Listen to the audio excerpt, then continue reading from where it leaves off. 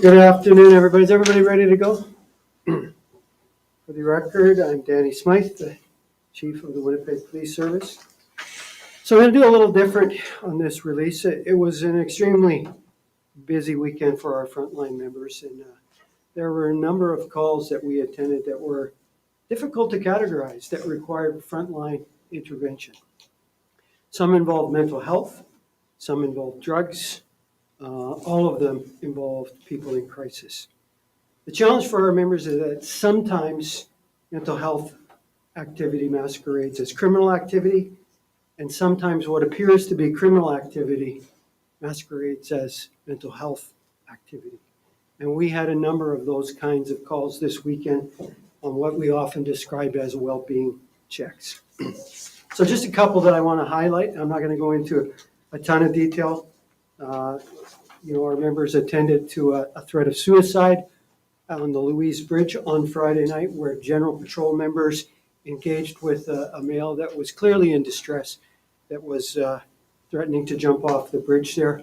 They were able to bring that one down, de-escalate it, and actually take that member, that citizen, to the Victoria Hospital for what ended up being a mental health assessment. In that case, he came along voluntarily.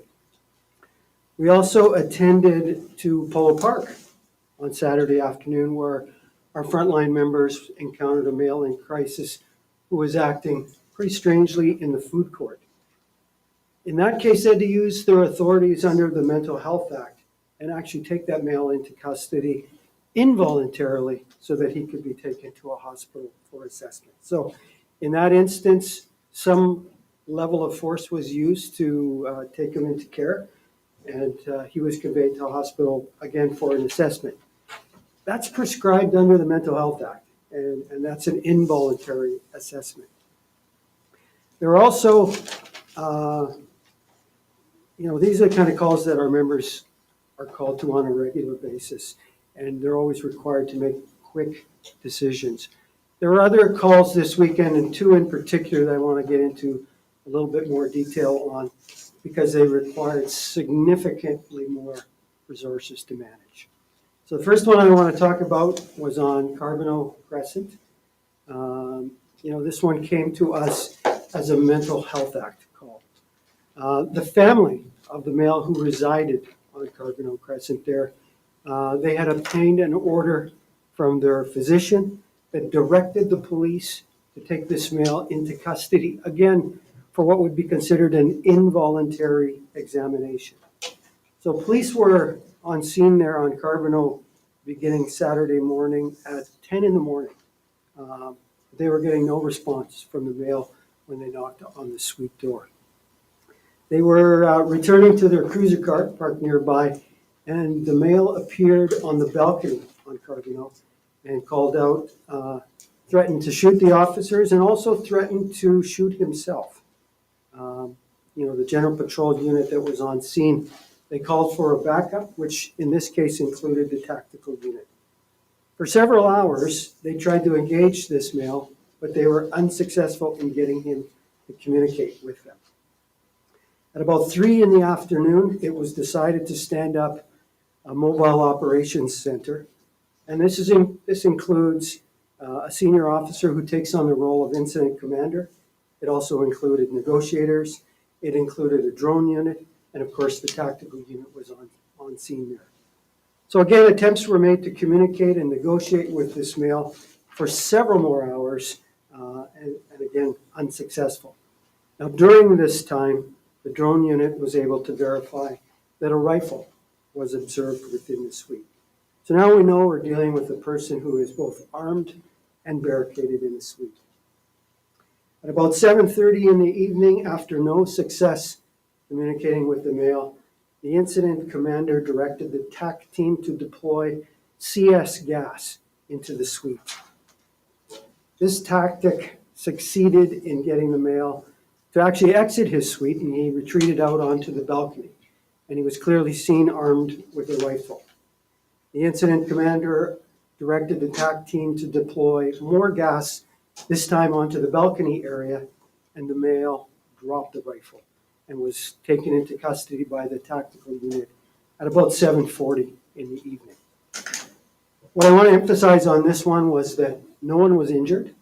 The male was actually taken to the hospital for a psychiatric assessment, and there's no criminal charges in this one. So this is one of those situations where criminal activity was masquerading as a mental health thing.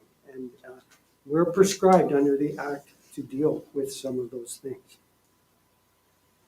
The next incident I want to talk about began on Boyd Avenue and ended in an armed and barricaded incident on College Avenue that saw 3 of my members shot and injured during the event. So on Friday morning at about 6 a.m., frontline members were dispatched to a home invasion that had occurred in the 300 block of Boyd Avenue. Several males had forced their way into the residence, and they actually shot an occupant within the residence and then fled. The injured male was conveyed to hospital for treatment, and the injury was not considered to be life-threatening. A little bit later in the morning at about 9:30, police were informed that a female occupant had been abducted during the home invasion. So now we were trying to investigate the veracity of that information. Time went on till 3 a.m., which is Sunday morning now, and we were informed that the abducted female was actually at a residence on College Avenue. There were several people in the residence, and there were several firearms within the residence. General patrol units were dispatched to the college address, which was an apartment block in the 200 block of College. They were able to evacuate occupants from surrounding suites and then focus their attention on a suite on the main floor. Again, the tactical unit was dispatched to help contain the scene. And again, a mobile operations center was stood up at about 7:25 in the morning to help manage the incident. So again, this included an incident commander, a specially trained senior officer, the drone unit, and of course, negotiators. And as I mentioned, the TAC unit was already there. Shortly after things were stood up, about 5 people exited the apartment, and they were actually taken into the custody by police. This included the female that was originally believed to have been abducted. So what they were left with at this point was the incident commander believed that there was one male in the suite who was armed and had barricaded himself. Again, the negotiators made several efforts but were unsuccessful in engaging the suspect in any communication. At about 9:40 in the morning, the incident commander directed that CS gas again be deployed into the suite by the tactical unit. Shortly after that, a number of shots were discharged from the suite. Several shots were fired through the door and an adjacent wall to the suite into the hallway of the apartment, and members of the tactical unit were in the hallway. 3 members of the team were struck by projectiles while they were in the hallway. A shot was also fired from the window towards a tactical vehicle parked outside. The team in the hallway retreated to a nearby stairwell, and 2 of the members of the team returned fire towards the suite while they were retreating. In the stairwell, the team regrouped, and shortly afterwards, the male within the suite actually surrendered to the tactical team in the hallway at about 10 after 10 in the morning. He was taken into custody. Now, a canine unit was deployed later to clear the suite, and a second male was discovered hiding within the suite and was taken into custody by the tactical unit.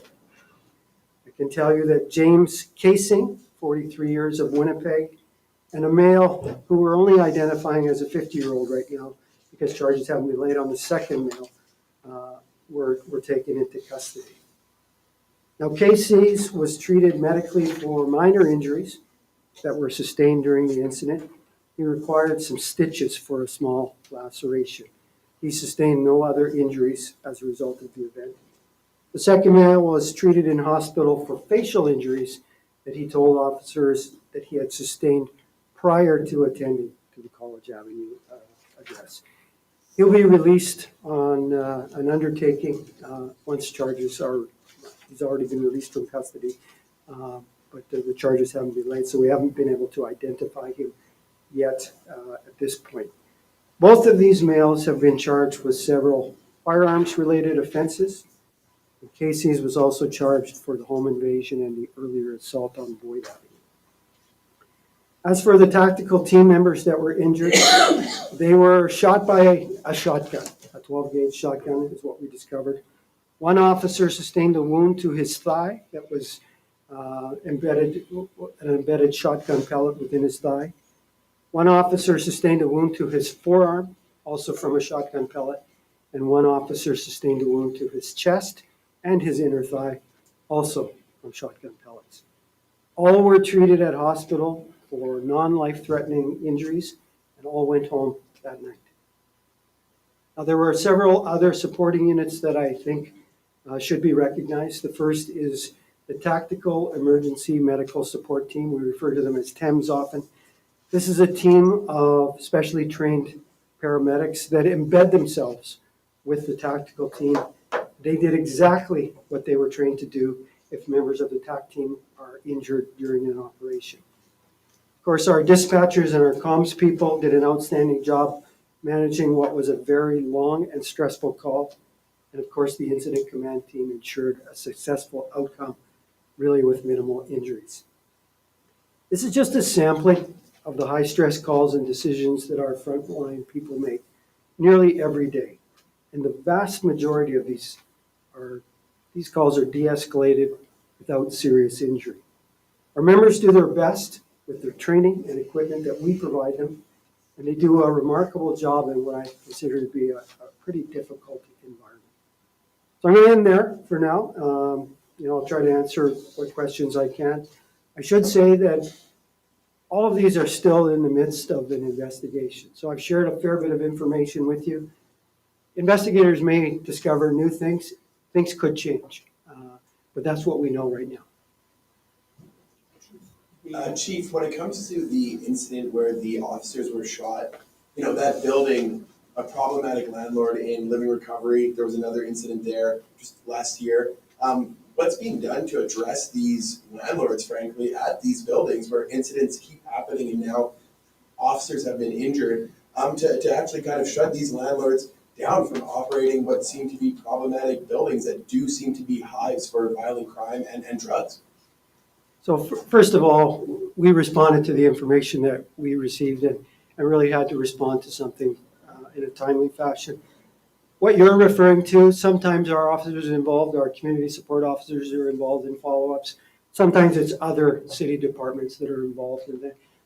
We will be sure to flag some of this activity and we'll see where that goes. Do you think that landlords who allow this type of behavior to happen in their buildings over and over and over and over again should be held accountable in terms of maybe facing criminal charges or being shut down until something like this can be resolved? So I don't know that we have enough information to lend ourselves to that conclusion, but it's certainly worth flagging for the appropriate departments to follow up. And talking a little bit further about those injuries, shotgun pellets, some might say kind of minor, but when it comes to these projectiles, tell us a little bit about what kind of damage they can cause, especially close range.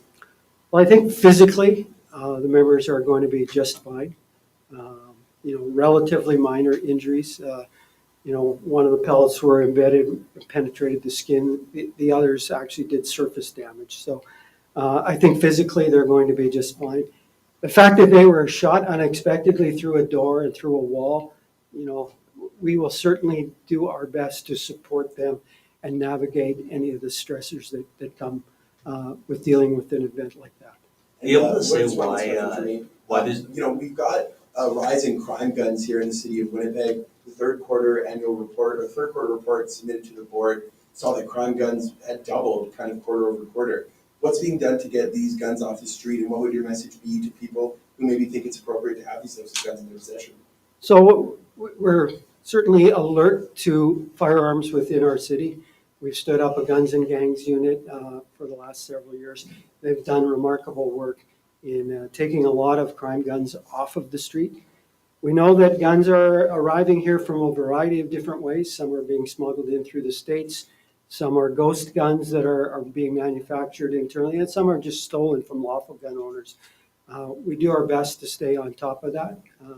I think they've done a pretty good job taking a lot of these firearms off the street.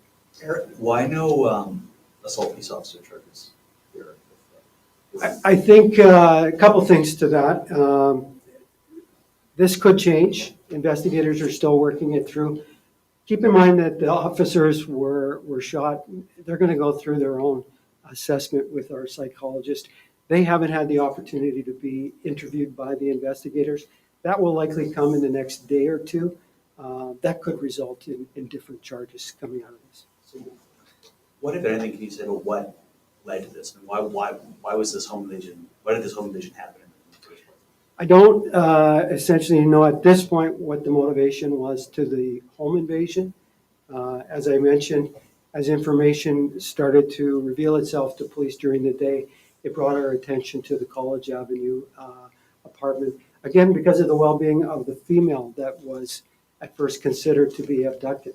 I should be clear that we discovered afterwards the female wasn't abducted, although she was in the suite. She was there of her own volition. When was the last time a city police officer was shot? I could probably get the exact one for you. We had some officers shot on Jubilee Avenue, within the last decade or so. Pretty serious injuries that came out of that. There have been other discharges, but that's the last real serious one I can recall. Chief, Sorry. go ahead.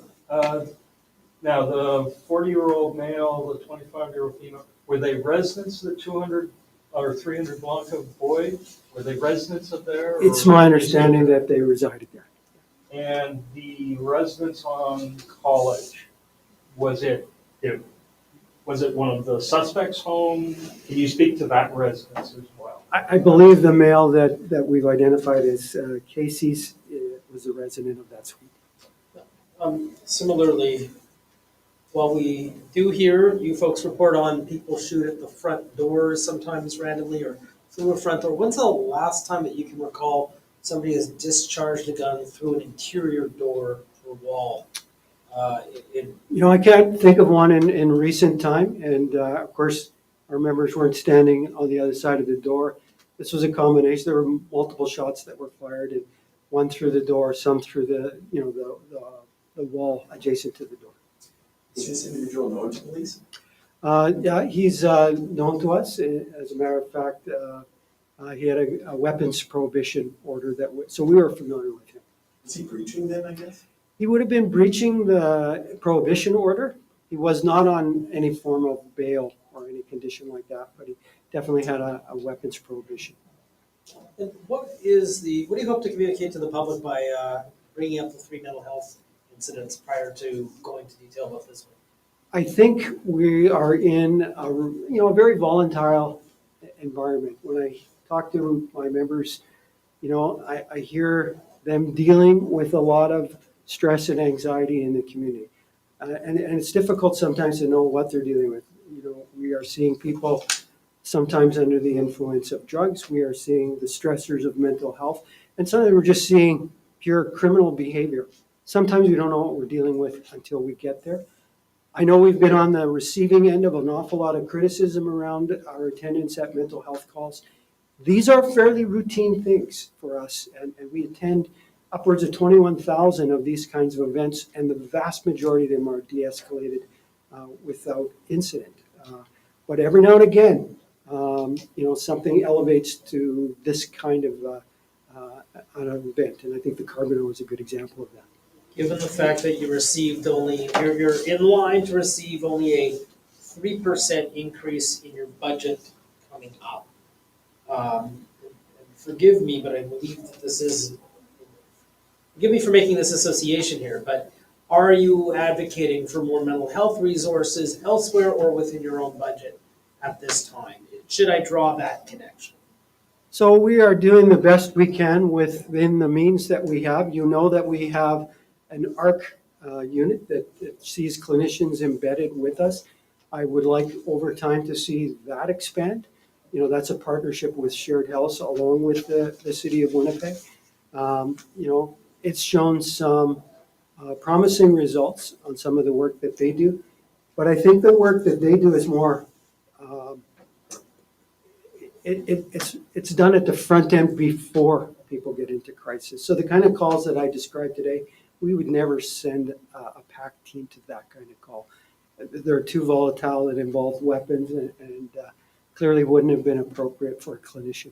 Well, ask So this a the little, ARC forgive me. team, sorry, let me just follow up on that point. So the ARC team members were not called for the 3 mental health issue or the incidents? Not for the ones that I described today. You know, they were the kind of events that our frontline people had to take quick action on.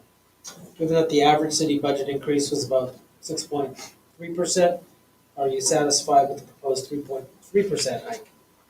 You know, I work with the board and we do our best to be a good partner with the city and try to manage the challenges that they have.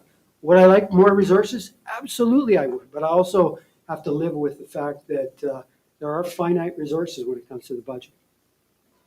Have you spoken with any of the officers who were injured? I spoke with the supervisor, their supervising officer on the weekend. I'm told they're all coping well.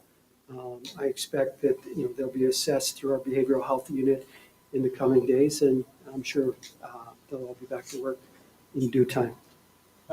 Because there were the 43-year-old AC, or he was treated for minor injury. Does this prompt a referral to IAU? It does not at this point. It doesn't meet the criteria. And generally speaking, it's outlined as serious injury. This one didn't meet that threshold. I'm satisfied that they don't need to be involved in this particular case. And because there was an exchange of gunfire, that doesn't prompt it as well? So I see that the officers retreated when they were fired upon, and they returned fire, but the gunfire that they returned didn't cause any harm and didn't injure anyone. Do you know what did cause the laceration on cases? Was it during the arrest or? I don't know at this point. Again, the officers that were involved in the arrest, they haven't had their formal interview yet. I know the injuries were minor, that I would describe as minor. It involved a few stitches, and the male was released for medical care. So I think we'll learn more about that when the officers come in and have their interview. A colleague of mine that has a better institutional memory on for this stuff than I do says Jubilee shooting took place in 2006. Is there another incident in 2010 you're referring to, or were you just referring to Jubilee? You know, I'm going by memory myself. We can certainly, if anybody's interested in other events that we were involved in that our members may have been injured, we'll get that for you. Yeah, we are interested in when the last time an officer was shot with a projectile weapon. Okay. Any more questions? You know, the guy surrendered in the end. Is this kind of like best case for a bad scenario? You know, I would say I would characterize it as a successful outcome. Nobody was seriously injured. You know, we'll support our members through their experiences at being fired upon. None of the suspects in this case were seriously injured, and that's a good outcome. Everybody went home that night. And it does seem like some support is coming in from other police agencies, Brandon Police Association, Windsor, Winkler. You know, does that help? That support from other agencies? You know, I've heard from police chiefs and organizations all across the country throughout the weekend, and you know, we can be a tight fraternity at times, and it does make a difference. I know the tactical unit itself heard from other tactical teams across the country. I've heard from other executive officers across the country who were concerned for our well-being and sent their well wishes. You mentioned off the top about you're seeing, you know, weapons, illicit weapons on the street from a variety of sources. You've reported on 3D printed guns before. Are you seizing any guns with unusual country of origin? I don't know the answer to that right off the top. We can certainly look into that. We do pretty extensive tracking on the firearms that we do take into our custody, including doing ballistics tests on projectiles and ammunition that we recover at scenes as well. What's the next step on this investigation? Seems like a pretty broad one. There's a lot of different avenues. For the College Avenue, Yeah. the next step really will be the opportunity to interview and get firsthand account for the members that were involved in the TAC team. They'll go through what's a normal protocol for us. They'll have a little bit of time to recover, and they'll be assessed by our behavioral health unit.